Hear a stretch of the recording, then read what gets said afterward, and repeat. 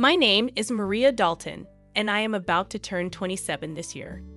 I've been married to my husband for 5 years now, and we have a son named Martin who just turned 4. Initially, after tying the knot, I worked as a full-time employee, but now I'm working part-time at the same company. My husband is 3 years older than me at 30. I was initially swept off my feet by Kevin Carlton's passionate gestures, which ultimately led us to date and eventually get married. However, Kevin's demeanor shifted after marriage, revealing a more domineering side that I hadn't seen before. Kevin's sister, Jane Dalton, who is 20 years old, seems to hold a special place in his heart, perhaps due to their significant age gap. Before our marriage, I didn't pay much attention to their dynamic, assuming they got along well. However, after tying the knot, I started noticing changes in Jane's behavior. Jane frequently drops by our house unannounced, expecting to be catered to regardless of the time. She never brings any gifts or shows any appreciation during her visits. Instead, she acts as though I'm invisible, addressing only Kevin with a casual "brother, I'm here again." Despite my discomfort, Kevin always accommodates Jane's demands, even if it means inconveniencing me. For instance, during dinner, Kevin invites Jane to eat, leaving me to scramble and make do with what's available, regardless of my prior preparations. When I express my concerns to Kevin, he brushes them off, insisting that I should accommodate his sister. Kevin's preferential treatment towards Jane is evident, and it often leaves me feeling marginalized and disheartened. Despite Jane's verbal apologies, her actions suggest she revels in Kevin's attention at my expense. Left to fend for myself during meal times, I'd often resort to leftovers, resigned to the fact that I'm on the lower rung of Kevin's priorities. This pattern repeats when Jane requests a private conversation with Kevin, prompting me and Martin to relocate, once again highlighting my secondary status in our household. As Martin and I finish our meal and head to the kitchen for cleanup, I can't help but feel the weight of Kevin's favoritism and Jane's entitlement, casting a shadow over our family dynamic. I find Kevin and Jay chatting happily on the sofa, ignoring the dishes left untouched on the dining table. Their negligence toward cleaning up suggests they see me not as a wife or sister-in-law, but more like a maid. They don't acknowledge Martin either, treating him as if a maid brought her child to work. While I'm cleaning up in the kitchen, about to take a bath with Martin, Kevin loudly calls me, despite the late hour nearing 8 p.m. He demands that I buy a cake for Jay immediately, specifying where to get it, despite the inconvenience it poses to Martin's bedtime. Jane adds to the pressure, insisting she wants it now, and Kevin rushes me, displaying his frustration at my hesitation. Knowing I'll inevitably have to go, I reluctantly agree to buy the cake, aware that a shop near the station closes at 9 p.m. As I prepare to leave, I overhear Kevin and Jane's conversation, criticizing me loudly, questioning why Kevin married me. Reluctant to leave Martin behind, I bring him along. While getting him ready, I hear Kevin's threatening tone from the living room, causing Martin to sense the tension, even if he doesn't understand the words. Suppressing my emotions, I ask Martin what kind of cake he wants, and he brightens up, expressing his preference for a fruit-loaded one. Our trip to the cake shop becomes a momentary escape from the conflict, as Martin excitedly discusses cake flavors. We reach the shop just before closing time, luckily finding the cake Jane wanted. I buy 2 cakes, including the fruit-loaded one for Martin. Returning home, I serve the cakes to Jane and Kevin, then prepare Martin's cake. However, before he can enjoy it, Jane demands it for herself, and Kevin, disregarding Martin's protests, sides with Jane, claiming his right to choose. Unable to contain my frustration, I express my dissatisfaction, prompting Kevin to threaten divorce. Martin, visibly distressed, holds my hand tightly, and after some consideration, he speaks up, expressing his love for strawberry cake, a preference he mentions while eating the cake Jane initially wanted. I feel like I've been subjecting Martin to too much. 3 adults, including myself, shouldn't be burdening a 4-year-old child like this. The moment I saw Jane reaching for Martin's cake, After hearing him express how delicious it was, I knew I had to intervene. "Martin, let's go over there," I said, leading him to another room so he could enjoy his cake in peace. Kevin, likely noticing Jane's attempt to take the cake, apologized to her for seeming stingy. As much as I wanted to retort, I held back, not wanting to expose Martin to talk of divorce. Watching him innocently eat his cake with a smile on his face was heartwarming and offered a moment of solace amidst the tension. After finishing the cake, ignoring both Kevin and Jane, we decided to have a late bath and sleep in Martin's bed. The next morning, I woke up to find Jane had already left. As I prepared to wake up Kevin and Martin for breakfast, I heard Martin crying and rushed to him. To my shock, I found his piggy bank, a gift from my father, broken, and all his saved money gone. It was part of his nightly ritual to say goodnight to the piggy bank, and last night was no different. At that time, the only people in the living room were Kevin and Jane. I asked Kevin about it, and he casually mentioned that Jane needed some money, so she took it from Martin's piggy bank, ignoring his tears.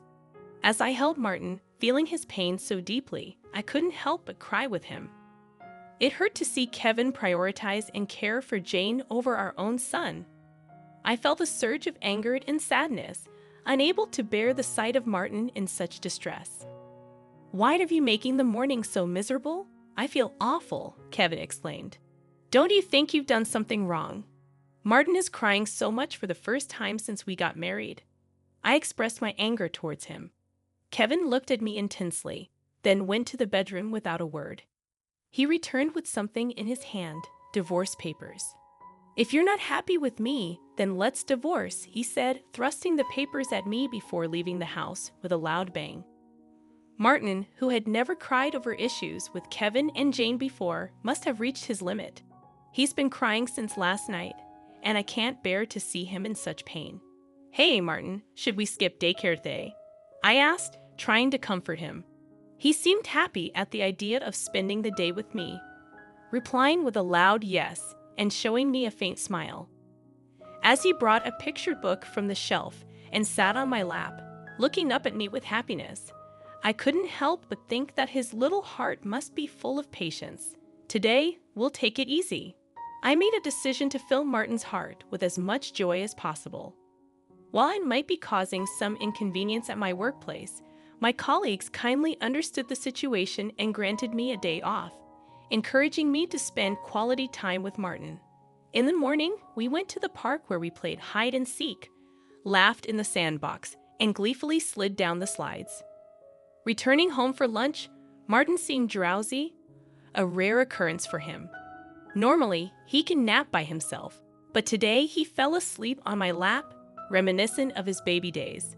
Instead of tackling household chores while Martin napped, I decided to cherish this special moment and be comforted by his peaceful sleeping face and gentle breathing.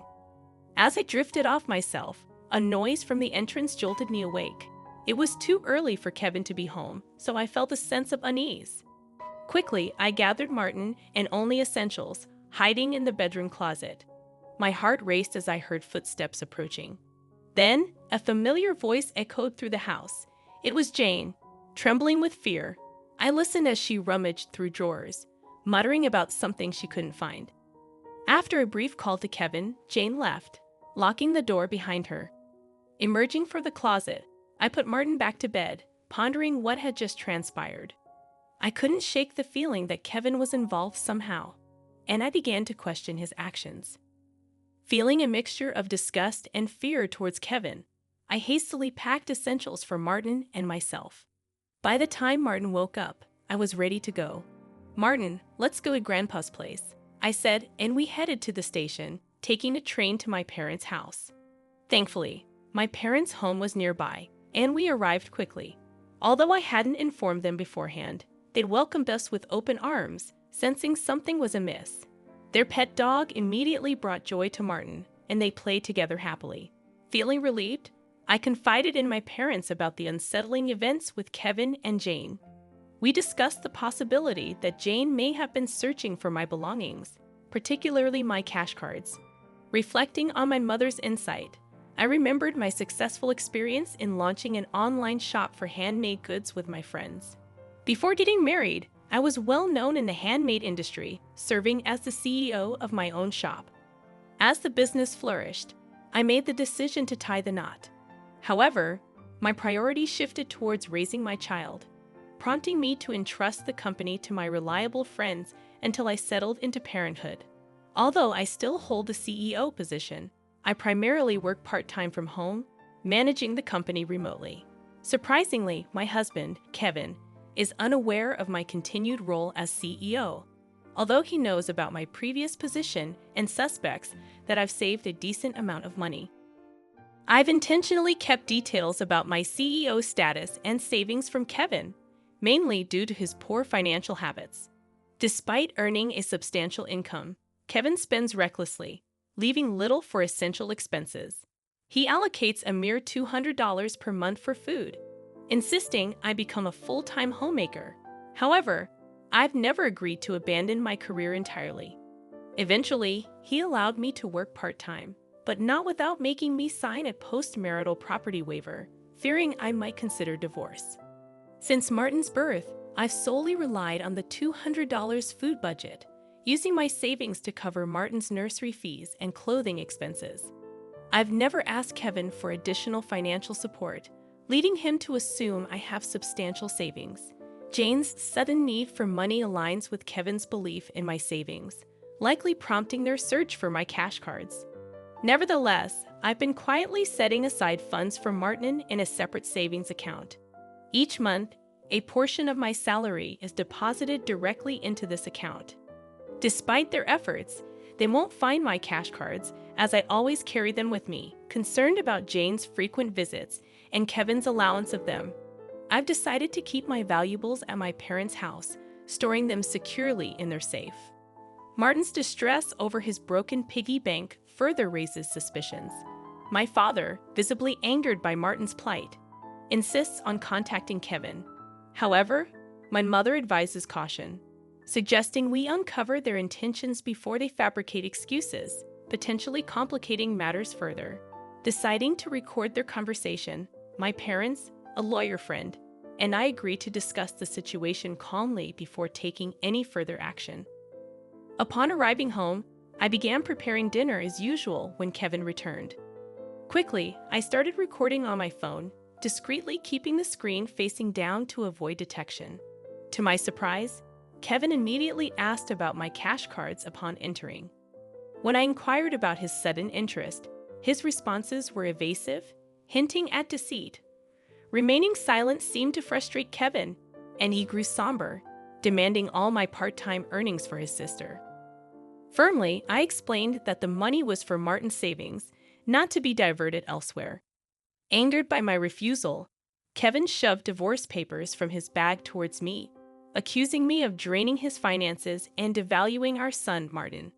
His words struck a nerve, prompting me to cease dinner preparations, gather the divorce papers, and take Martin's hand, heading for the door.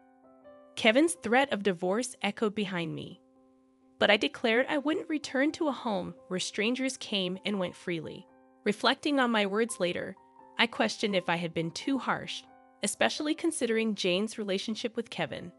Ignoring Kevin's flurry of messages and calls, I turned off my phone and sought refuge at my parents' house. Upon arrival, I shared the recording and divorce papers with my parents.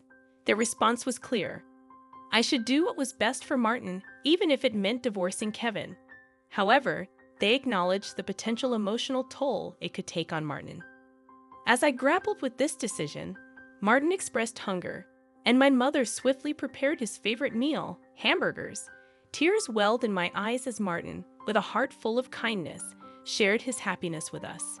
Overwhelmed by his gesture, I couldn't contain my emotions, and my father reassured Martin that my tears were of joy. Martin's innocent remark about Jane's absence brought forth more tears, and I embraced him tightly. Witnessing this exchange, my father's eyes mirrored my emotional turmoil, highlighting the weight of the situation on our family. I turned to Martin and remarked, "Isn't it wonderful to be with family?" His surprise was evident as he questioned whether Dad had only considered Jane as family. My father gently affirmed that, indeed, it was just us: Mom, Grandpa, Grandma, and Martin. Then he asked Martin if he wanted to stay with us as part of our family. With a laugh, Martin replied, "Of course. We're family," bringing smiles to everyone's faces. As we enjoyed our meal, filled with laughter and lively conversation, I couldn't help but wonder when was the last time we had such a natural, joyous gathering. Despite my contemplation of divorce, the happiness of the moment convinced me to go through with it and inform Martin. Although discussing divorce weighed heavily on my heart, Martin seemed to understand, expressing his happiness at living as a family. He eagerly embraced our pet dog, referring to him as his younger brother, despite the dog being older. Preparing for the divorce, I swiftly contacted a lawyer, arranging to meet the next day. That night, Martin slept peacefully with my father and the dog, their faint laughter offering comfort. As I laid in bed with my mother, memories of my childhood flooded my mind, lulling me to sleep. The next day, I was inundated with over 200 calls and messages from Kevin, showcasing his emotional turmoil.